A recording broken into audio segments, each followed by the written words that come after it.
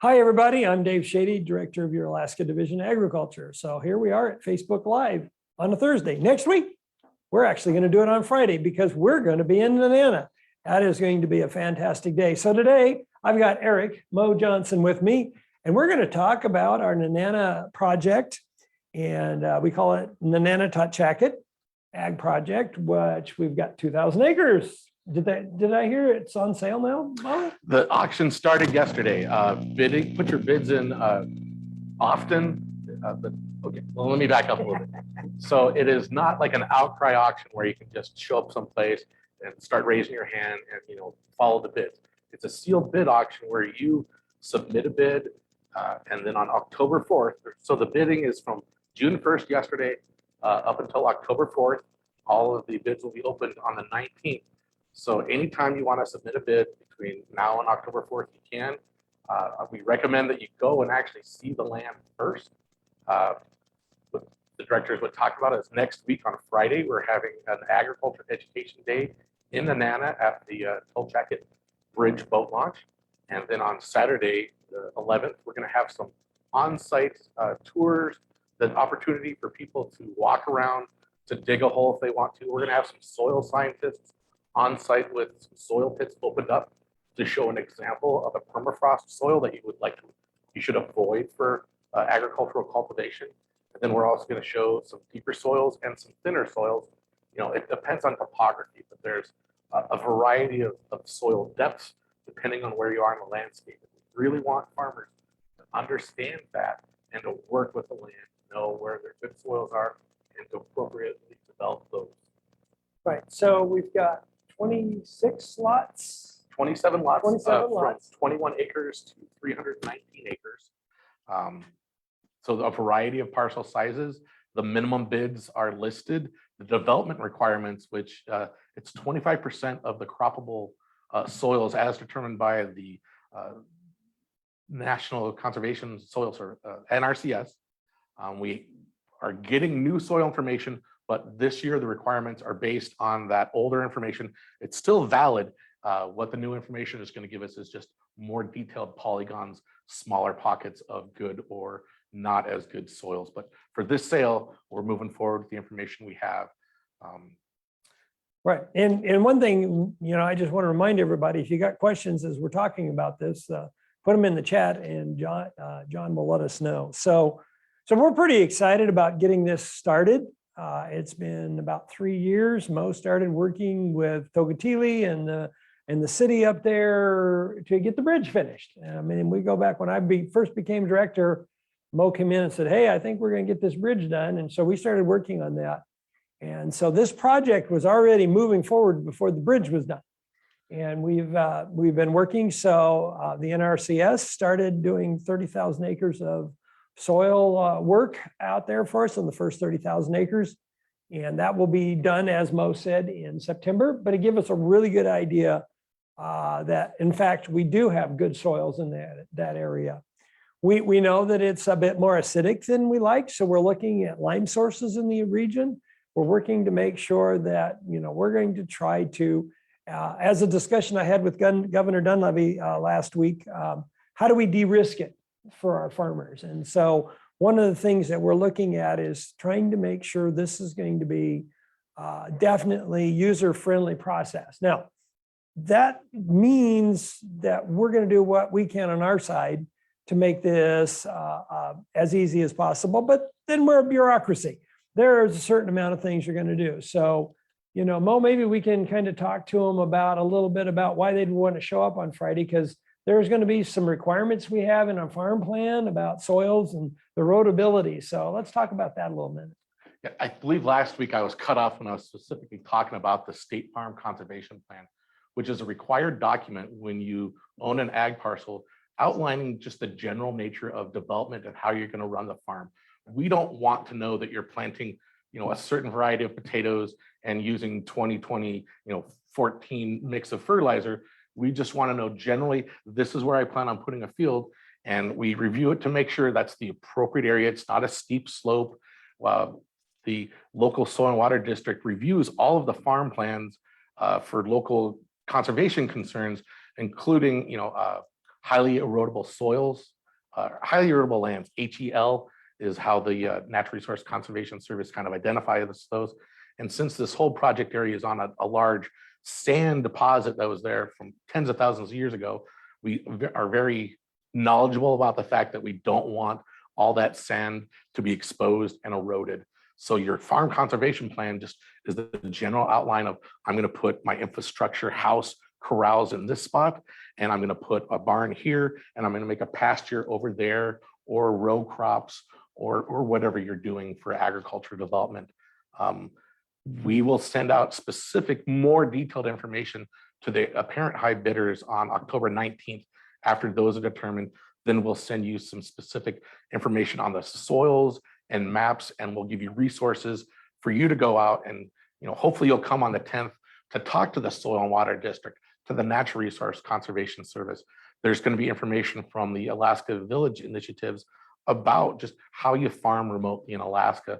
So, while you're bidding and forming your plans, you should check out those resources, during the sale, but I'm going to re-identify and redirect you to those resources after you're if you are a parent high bidder. This project is all about being sustainable. So if you're not economically sustainable, the director mentioned the lime, how much money is it going to cost to sweeten your lime to grow certain crops? Or do you make different choices on your crop selection so you don't have to spend that money to change your soil acidity? It's all about knowing what's there. So by talking to the agencies and the groups, that is how you're going to figure out the most sustainable way to be there with, and that's how this project is going to work, is if you're sustainable and there's economic, environmental, I think there's another couple of sustainable phrases that are all part of it, but that's going to determine who's going to be the most successful, I think. Right. And one of the things, Mo, I'm thrilled, the governor proposed $25 million for working on this project and other ag issues. The legislature, it's always in negotiations, but we've got 13 million in the capital budget, another 5 million for Nenana, Totchaket, 3 million for electricity. And that's not just for Nenana, but we're also going to work on further development of electricity in Delta and at Kobe and other areas. So, this is part of a bigger phase of supporting agriculture all around. So with Nenana, we're building the roads, we're putting in the side roads. We've already cleared the lot lines. So you're actually going to go out there and be able to, and we went out there on the snow machine, went down the lines, looked at all the stakes, so you can see where your lines are. If you're wanting to bid, you'll know exactly where that line is. It's not going to be wandering around through the woods trying to find it. You know where all the lots. There's going to be another year or two before the electricity gets put in, but we're going to have 3-phase electricity in. We're going to go back and get that in Delta and other areas as well. We have some road building to do. So the main road and the main areas, you can drive into this with 4-wheel drives. I think that'll be probably opened up by next week. In fact, that's the plan, to make sure that we can all drive out there on Friday. Just let a contract to get that, a couple of washouts fixed. Really appreciate Togatili stepping up to getting that done for us. So working with the local community, I think that's really important to have stakeholder buy-in from the local areas. That is a priority to make sure this is a continuing part of that community.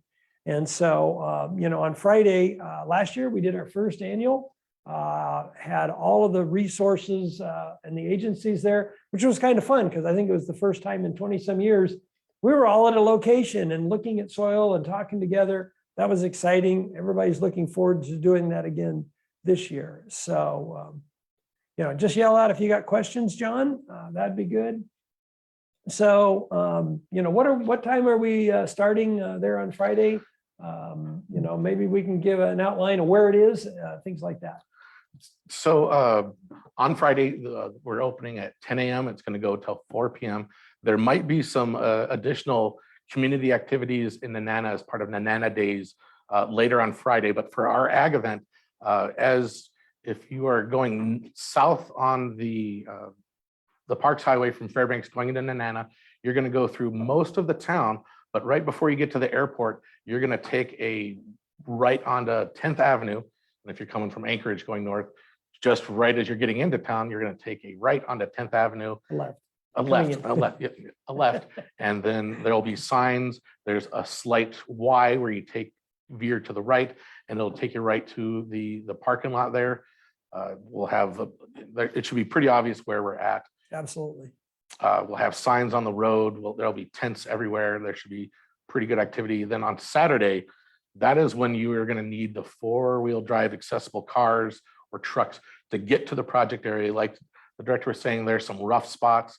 There's a washout that's getting fixed. I drove it last week in an F-150, totally fine before they fixed it. So I think next week it should be car drivable, probably recommended 4x4 anyway, until, DOT is actually studying, building a better road that's future funding. So I guess I shouldn't talk about that too much, but we're definitely planning a lot of things. This is the first year that we're offering lands. We're hoping to learn about what the public is looking for as far as the size of lands. Are more people looking for row crops or livestock? It's a learning opportunity for us too. So I'm just looking forward to this project getting started and seeing how it progresses. Right. I think there's a number of political types. I've invited all the local legislators. I know Mayor Verhagen from Nenana is definitely going to be with us all day in and out. We're pretty excited about working with the local tribe, local Native Corp, the city Soil and Water is going to be there. I mean, we really, I think, are trying to go back and doing this the right way. And I was talking to the governor and others, and they said, green agriculture, and I laughed, and I was like, well, in Alaska, we've been doing that forever, and but it is a big selling point. And so, when you start out, you don't have to convert to organic; you just start organic. And there's going to be some huge opportunities. But, with that means we're working on our marketing and we're trying to grow. And so we've been working really hard to develop increased production, because the markets right now, we have more demand for a number of our products than we have production, especially the red meat industry. So we're looking at developing more of that out there. We definitely, I was just talking to Todd Ellsbury, who has the plant over here, and we have to have the grain this year for the hogs and the cattle to make sure that we have local production. So we've been working with the Delta Co-op and working to make sure that they know that the money is going to be there to buy these products and to keep this going. So we've been pretty excited. We've been working with the commissioner's office, working with the governor's office to drive this forward. The legislature really appreciate the governor and the legislature's support of ag. There's 13 million in the capital budget for ag-related projects, and actually, Mo, there is 15 million in the capital budget for the Nenana Totchaket Road for DOT, the first phase. So we do have that funding, and so the mayor and I were talking, and we're gonna, that we might need to be some alignments further out to get us down to the river in that. So we're going to be talking about how to do this right, and working with the other landowners in the area, because it's important to be good neighbors and good stewards. So one thing about putting in those the lines, so you can see where the lines are, you can stay on your own side, and we ask people to respect the private property, the mental health trust property, other landholders in the area, and not trespass on their land. We have plenty of state land, and and simply, if you want to go on the other lands, get a permit. Just get your permit and get your permission. Most people are pretty willing to work with you on things like that. So last year we had some firewood sales out there in the area. Those are things. So we really are really excited about this being the first phase. First year, we're going to probably take a break and not have a land sale until we get the rest of the data and put that all together. So we'll probably skip a year, do the analysis, figure out the next 5-year phase and plan. The governor had really great questions on what is our long-term plan? How are we going to make this work? And so, this is a trial run to see what the market wants. But I think Mo made a really good point is, if you're interested, please come out. You can tromp all 2,000 acres. You got all summer to do it. This is some really good land. I was excited to see the soils from the soil work last year. Tramped around the woods. This is not city land, it's bear country, it's moose country. So, take all precautions. when you're wandering around out there. But when we're there, we'll be happy to let people know about what's going on and where, and there's areas to go, and we'll have the signage, and please respect the other no trespassing signs, because there's a few, and we're just trying to be good neighbors. But I think it's going to be an exciting day. Last year we had some press. I don't know about this year, but we definitely are going to be doing our own work in that area. So have we missed anything, Mo, about this? I know, how many people do we expect?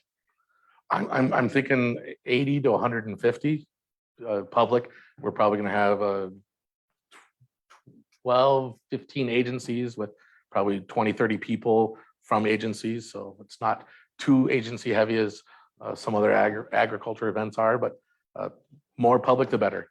Well, and I think you made a good point there, that we're going to have a lot of people, but these are the people on the ground that can give you the advice. You can talk to people. These are the guys that you're going to want to pick their brains about how to do, what to do, and stay ahead of it. And they're going to be there in one location. You don't have to go find them in a federal agency. They're going to be standing there on the ground, and they got all day to visit with you. We also have some state agencies. We have the forestry folks that are going to be there. Maybe even a fish and game person will come through. So, those are the really, it's a unique opportunity that we're pretty excited to be able to bring the agencies to the public. We don't do that often, as we probably should in government, but this is one case that, I'll credit Mo for the idea. A couple of years ago, he's like, what can we do to go out there to the community and talk to them and where they are and answer their questions, and they can point to things and say, hey, what about this?